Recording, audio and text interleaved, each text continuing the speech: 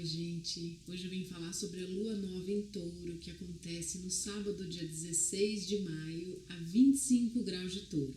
E uma coisa que me deixou muito feliz olhando o mapa dessa lua nova é que, mais uma vez, esse mapa está bastante harmônico. Não tem nada tão pesado, não tem aspectos assim tão tensos, o que indica um mês onde a gente tem bastante fluidez para a gente fazer nossos processos. Se a gente estiver aberto a isso, se a gente tiver olhos para ver e ouvidos para ouvir, as coisas fluem. Então é mais um mês que a gente ganha de presente para a gente se trabalhar, para a gente se conhecer, e que os caminhos estão super abertos a isso. E começando do principal ponto dessa lua nova, que me chamou bastante atenção, é porque junto de Sol e Lua, a gente tem outros 3 planetas. A gente tem Mercúrio em Touro, junto de Urano já em Gêmeos. Então a gente tem em Mercúrio o aspecto da comunicação e como a gente elabora mentalmente as coisas e de uma forma bastante concreta, que é em Touro, junto com Urano, que já traz insights, inovação, criatividade, rupturas, já no signo de Gêmeos, falando bastante dessas ideias que vão vindo de insights para nos ajudar a elaborar coisas concretas de Touro. Mas a grande estrela que está junto desses planetas, Sol, Lua, Mercúrio e Urano, é Ceres.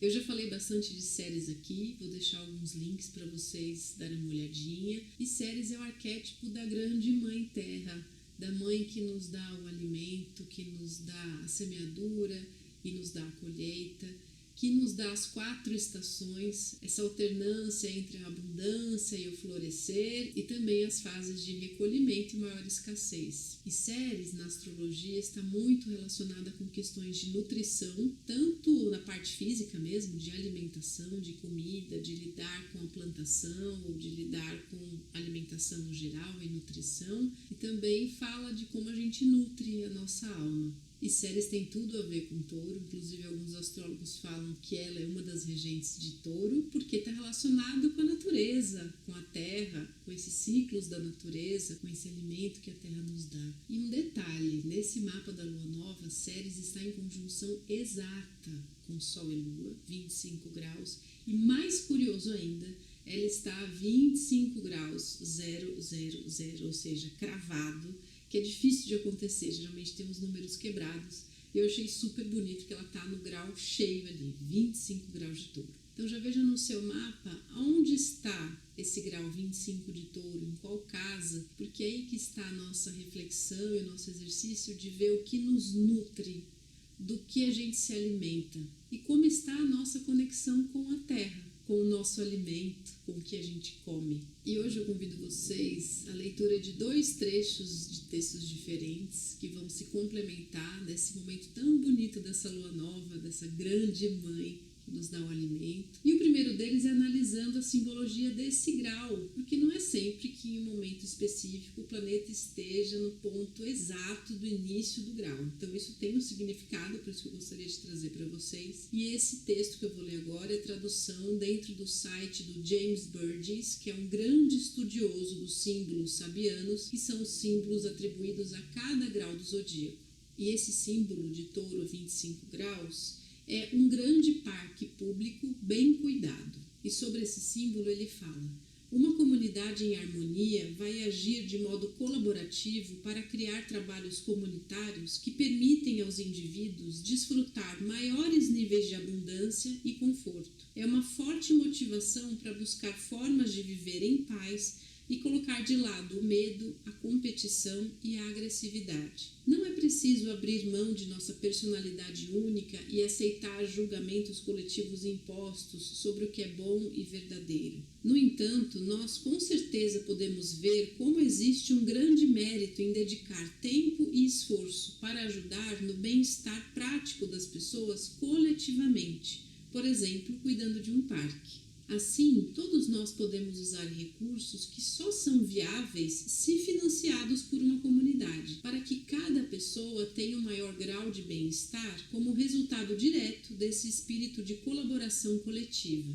O ponto essencial aqui é a ênfase em experiências de humanidade compartilhadas, sendo o cenário para que o indivíduo possa descobrir suas próprias habilidades e características especiais, com foco particular na recreação como sendo uma aplicação adequada dos recursos disponíveis. Em isolamento, nós nunca poderíamos satisfazer nossas vontades e necessidades.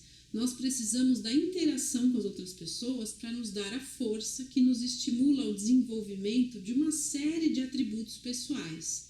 O lazer é um aspecto da atividade colaborativa que pode oferecer o estímulo suficiente sem o alto risco de conflitos sérios. Eu achei muito bonito a imagem desse símbolo e também essa análise dele, da gente buscar iniciativas de trabalho colaborativo, de cooperação, para a gente construir experiências recreativas, de lazer, e onde haja uma conexão também com a terra, porque esse símbolo é um parque. Então tem essa conexão com a natureza. Será que esse não é um bom mês para, de repente, você encontrar uma ONG que trabalha com jardinagem de canteiros de ruas da cidade? Ou então de juntar alguns vizinhos e amigos e adotar uma praça, por exemplo?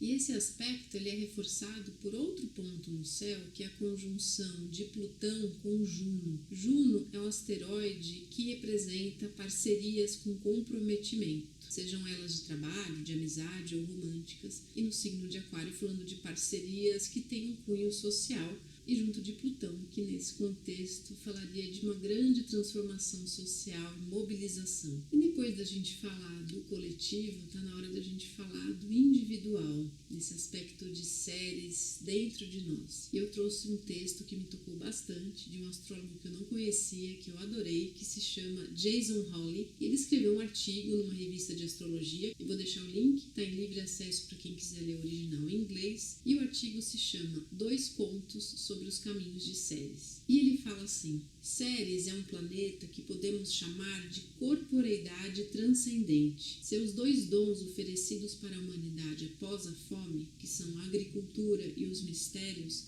parecem dialogar com a possibilidade que ela oferece de um tipo de experiência de iluminação encarnada. Os trânsitos de Ceres parecem indicar que é hora de se ter um maior grau de encarnação na área onde ela está transitando. E este encarnar vai exigir que a área tocada seja trazida de alguma forma para a terra, para o chão, através de perdas de algum tipo, depressão ou sintomas físicos. Assim como na história de Deméter, há um chamado vindo da psique a partir de um lugar que foi machucado, violado ou perdido. Identificações narcísicas na área do trânsito do mapa devem ser superadas, e a disposição para passar por tudo isso parece ser a postura mais essencial, mais especialmente para descer e aceitar a perda do passado, e mais arquetipicamente a perda da inocência em si, que todos os seres encarnados devem enfrentar.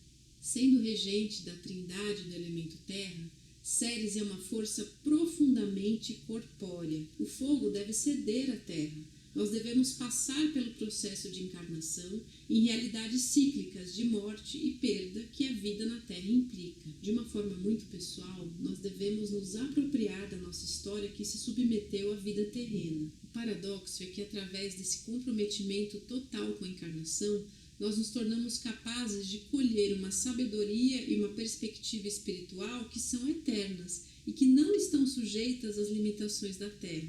Esse é o caminho espiritual da Trindade da Terra, um caminho de imanência ao invés de transcendência.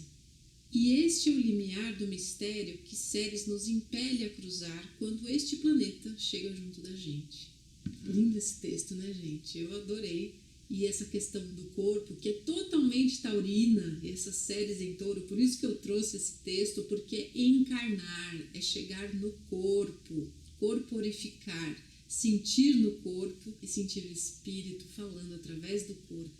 Então vocês percebem que terreno fértil a gente tem nesse mês para as nossas semeaduras e as nossas colheitas, tanto no âmbito pessoal quanto no âmbito coletivo, da gente pensar na junção das duas coisas, desse trabalho interno, da gente lidar com esses ciclos, como as 4 estações, que são regidas por Ceres, e também da gente pensar coletivamente como a gente se une para dar mais valor à Terra e para desfrutar com muito respeito dessa Terra. Se a gente consegue chegar mais no nosso corpo, sentir os nossos pés no chão, a gente consegue passar por processos de cura muito bonitos, porque Marte, falando das nossas iniciativas, do nosso foco, da nossa determinação, está em Áries, que é o signo do eu, junto de Quiron, o asteroide que fala da cura profunda. Então vocês percebem a correlação de uma coisa com outra, desse fogo de Áries que deve ceder à Terra para encarnar, para chegar no concreto, para chegar no solo e assim poder germinar. Então eu desejo um mês de lindas semeaduras, de lindos floresceres e de lindas colheitas pra gente.